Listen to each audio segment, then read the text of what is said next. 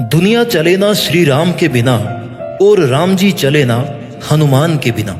ये बात सत्य है कि श्री राम से रामायण बनी है, पर हनुमान जी के बिना रामायण अधूरी है।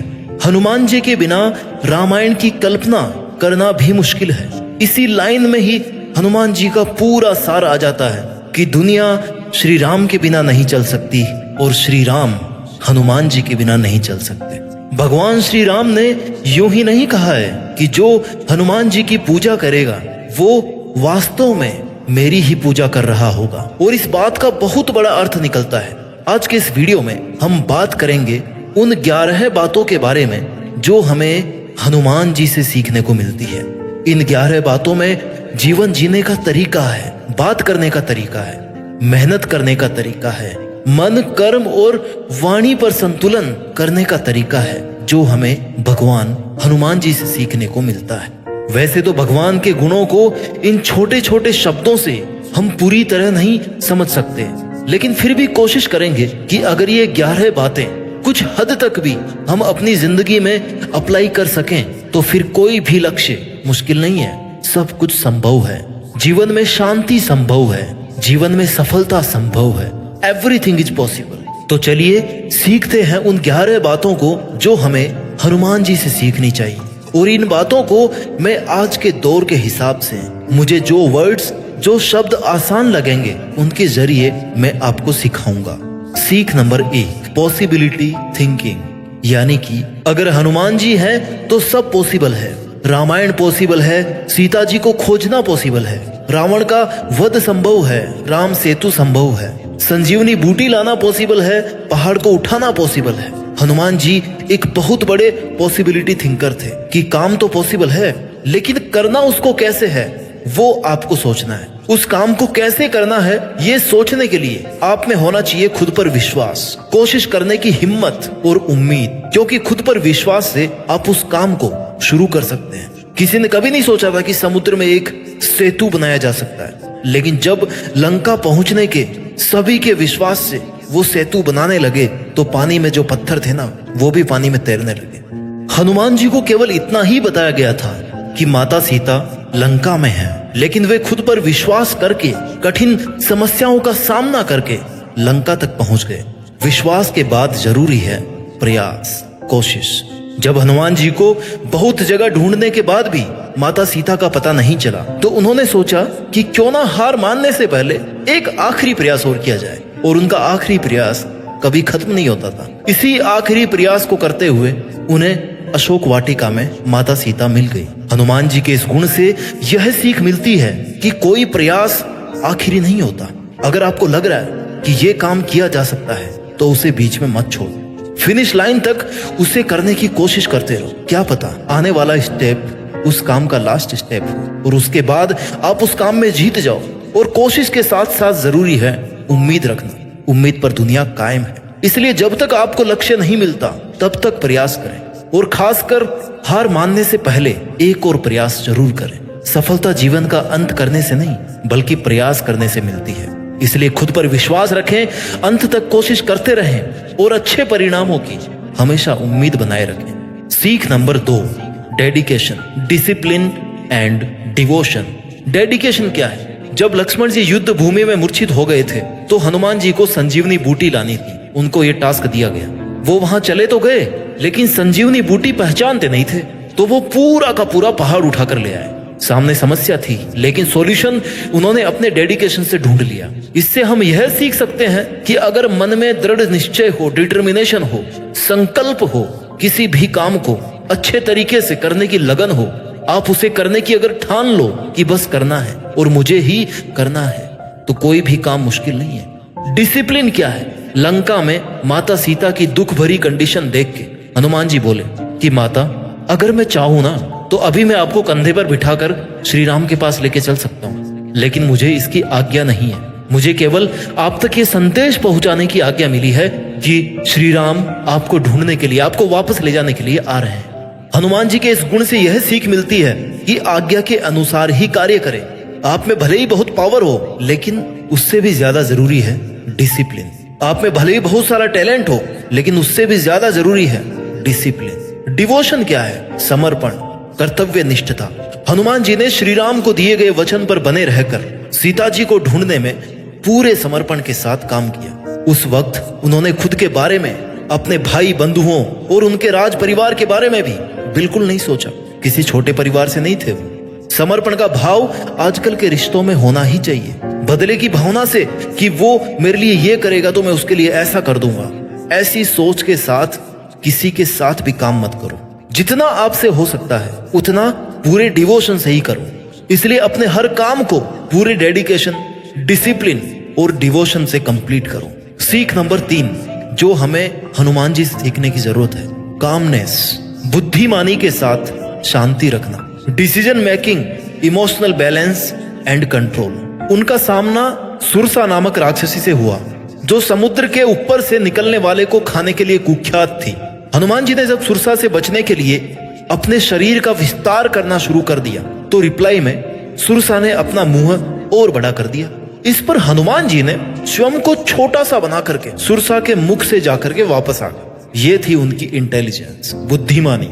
सुरसा ने उनको छोड़ दिया कि मैं बड़ी खुश हुई। हमें भी व्यर्थ मामलों में पड़ने की बजाय सही समय पर शांत दिमाग से सही डिसीजन लेकर काम करना चाहिए। इस एग्जाम्पल से हमें सीखने को मिलता है कि जहां मामला अहम का हो, ईगो का हो, वहां बल नहीं बल्कि बुद्धि काम करेगी। बड़े लक्ष्य को पाने के लिए अगर कहीं झुकना भी पड़े, शांत होना पड़े तो हो जाना चाहिए। कभी कभी कंपटीशन ताकत से नहीं, माइंड से जीता जाता है। इमोशनल होकर फैसले मत लो। इमोशंस आर टेम्पररी, बट उसके बल पे अगर आप डिसीजन लोगे, एक्शंस लोगे, वो परमानेंट है।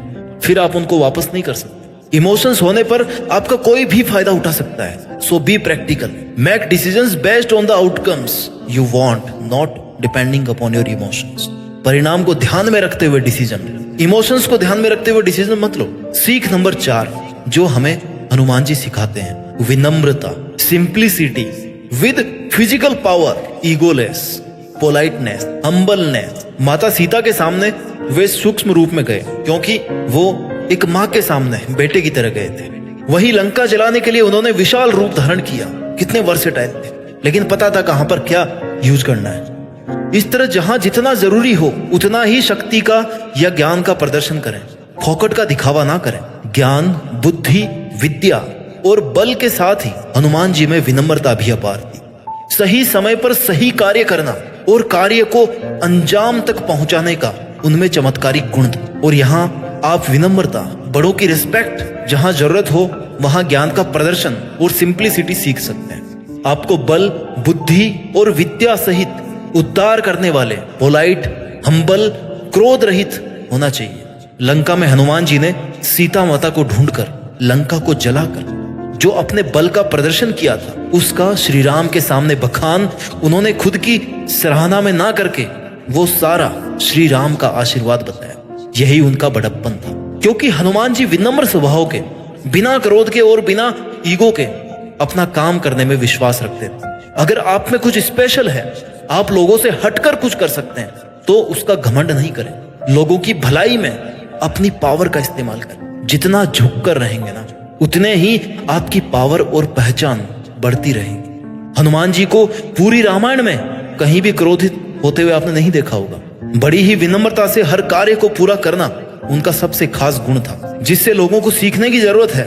गुस्सा आज के समय का एक ऐसा अवगुण है जो बने बनाए काम को बिगाड़ देता है। ईगो और एंगर आपकी पावर, आपकी पहचान को खत्म करते हैं। क्रोध करने से आपकी नॉलेज की एफिशिएंसी कम हो जाती है। इसलिए विनम्र बने, हम्बल बने। सीख नंबर 5 जो हमें हनुमान जी से सीखने को मिलती है, प्लानिंग एंड एग्जीक्यूशन।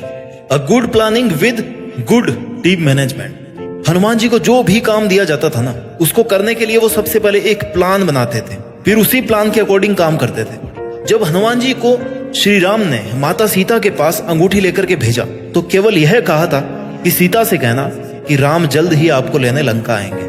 परंतु स्थिति की नजाकत को देखते हुए हनुमान जी ने अपने इन सभी कार्यों को अंजाम देने के लिए उन्होंने सबसे पहले एक योजना बनाई।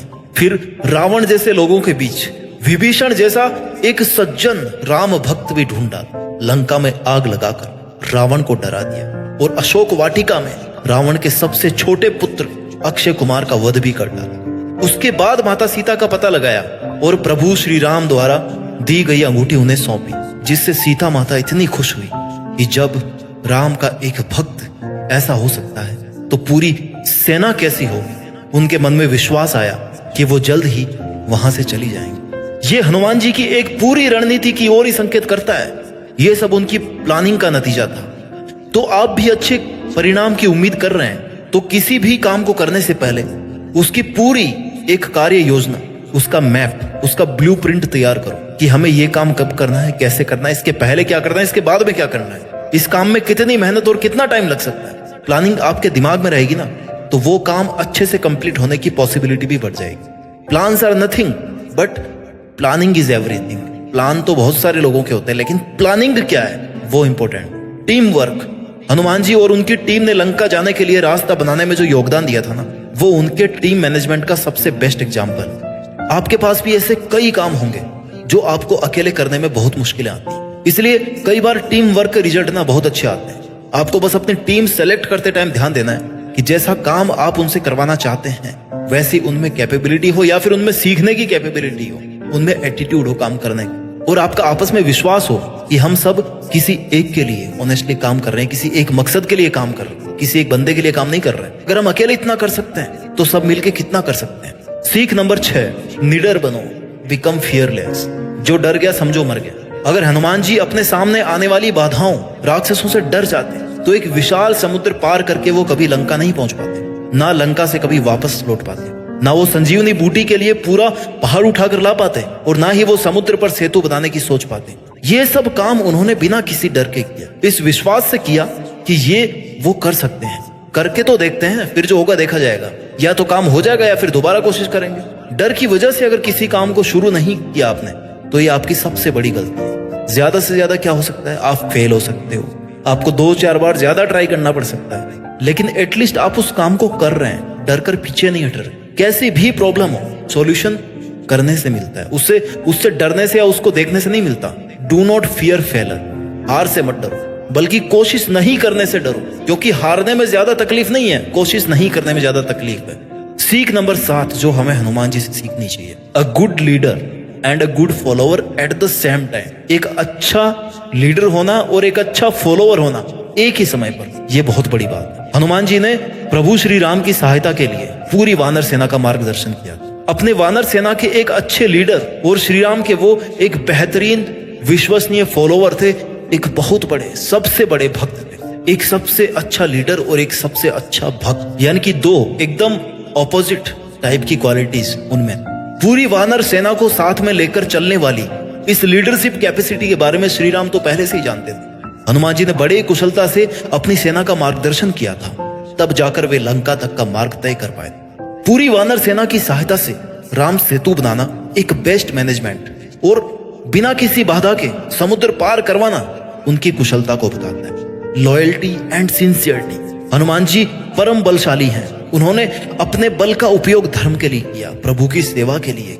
उन्होंने कभी भी ऊंचा पद पाने की लालसा नहीं की। वो प्रभु के ईमानदार सेवक बन के रहे और सेवक रहते हुए प्रभु के आशीर्वाद से ईश्वर का पद प्राप्त किया। यहाँ हनुमान जी से आप ये सीख सकते हैं, अगर आप किसी टीम के लीडर हैं या आपका कोई लीडर है, जैसे भी आप काम कर रहे हैं, सिंसियरिटी से, लॉयल्टी से, ट्रस्ट रखते हुए, बिना किसी लालच के, बिना किसी चीटिंग के अपना काम ऑनेस्टली करें। जिसके लायक आप हैं वो तो आप बन ही जाओगे। नाम और पहचान छीने नहीं जाते हैं, ये कमाए जाते हैं, खुद बनाए जाते हैं ईमानदारी से मेहनत करके। So be loyal, sincere, honest and a good leader as well as good follower. सीख number 8, no achievements no rest.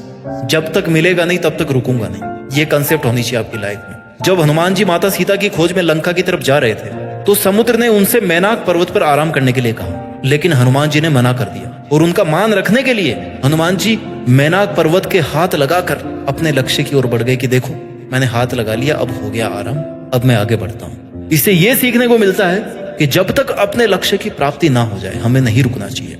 उठो, जागो और तब तक मेहनत करते रहो जब तक आपको अपनी मंजिल मिल ना जाए। साथ ही आपके काम में जो आपकी हेल्प करे उसका आदर सम्मान, उसका शुक्रिया करना ना भूलें। से थैंक्स टू देम।